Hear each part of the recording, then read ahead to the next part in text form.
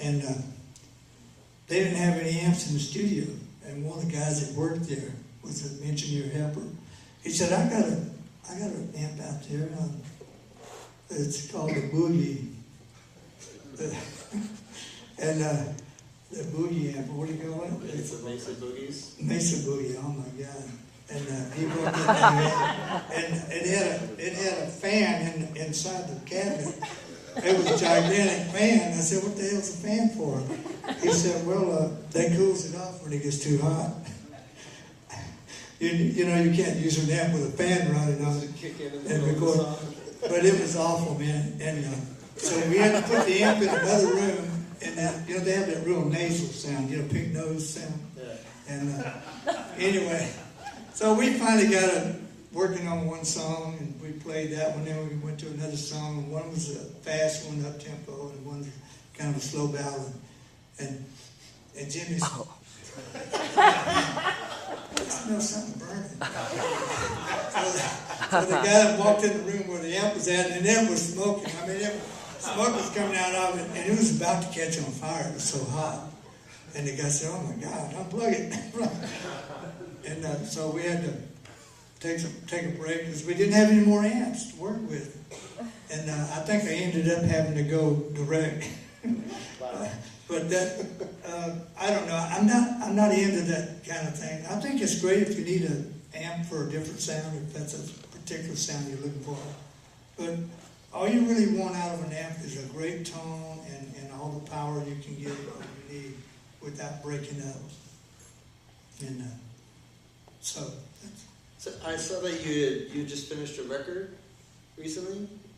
You have a gospel record coming out. Yes, that's true. I did this. Well, I came off a tour. I was in Europe, playing some shows, and losing my voice already. Anyway, it was funny.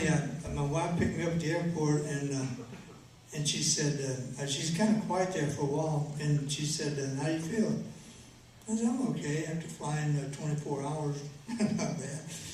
And Casper, I'll see you later, brother. God bless. It's tonight, okay? By the way, say hello to David Grissom. They're working together, and I'll see you tonight. Rock and roll.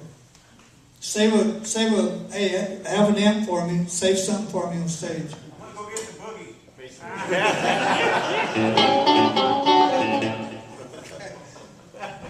But anyway, my wife said, I hope you feel okay because we're going straight to the studio. And I said, what?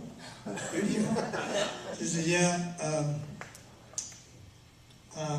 I had this vision that God spoke to me, and we need to do this gospel album. And I have the title song, and I have the title for the album and everything, and I've already put the musicians together. They're waiting for you at the studio. I said, wait a minute, what do you... So anyway, we go to the studio, and my son's there. He plays guitar and sings. He's a good player, real good player and singer. And they had this great guy that was a music media at the church that we go to in Bossier City, First Baptist. And boy, he's a great keyboard player, great singer. I mean, the guy's brilliant, and he plays everything you can on keyboard. I mean, all kinds of synthesizer stuff, strings, all kinds of stuff. Anyway, so he pretty much put the album together. So they picked the songs and everything. And so we go in and we cut this in like 2-3 sessions. You know, it was a real quick thing. You know, and then I overdub all the different guitars, dobro, banjo, all kinds of stuff. And it was pretty interesting. We didn't actually put it on the label, but we pressed up a whole bunch of really fast. So my wife reissued. She changed the cover and reissued the CD. It's really great stuff. I mean, I'd like for all you guys to have a copy of that. It's just a great little project and really good. I had a few guests on it. Merle Haggard's son, Marty Haggard, came and sang. He sings like Merle. And boy, it was fantastic. There's some good stuff on it. So anyway, we have some new copies of that. And as a matter of fact, I'm building a studio right now in my foundation building in Shreveport, my hometown. And it's going to be fantastic. State of the art, all the good stuff, Pro Tools, everything. I've got engineers knocking on the door already. Let's go to work. Anyway, it's going to be great. I'm excited. And I don't know if you know this name, Norbert Putman. Great bass player. I mean, the guy that played on all this Elvis stuff with us in Nashville. Him and David Briggs were partners in studios. And anyway, Norbert is a great designer. He designed my studio, and he's been all over the world designing studios for different people and everything. And it was fantastic, man. The guy came down, put everything together, and sent his builder down from Wales. Guy lives in Memphis, but he's just a fantastic builder. And they came down and knocked it out in 2 weeks, and now we're working on finishing. We're doing floors, ceilings, and doing all that, and then we're getting all the equipment together and everything. So I'm pretty excited. So I want to get all you guys to come over and do some playing and singing or whatever you want to do. And you know, when I started my foundation in 2005, it was fantastic, man. I wanted to do something, give something back to the kids. And so by doing that, when I did I've always wanted to do my own show. I've never had time to do anything for myself. And I only did those 2 records, the one on Capitol, you know, me and Ralph Mooney, Corn Picking, Slick Sliding.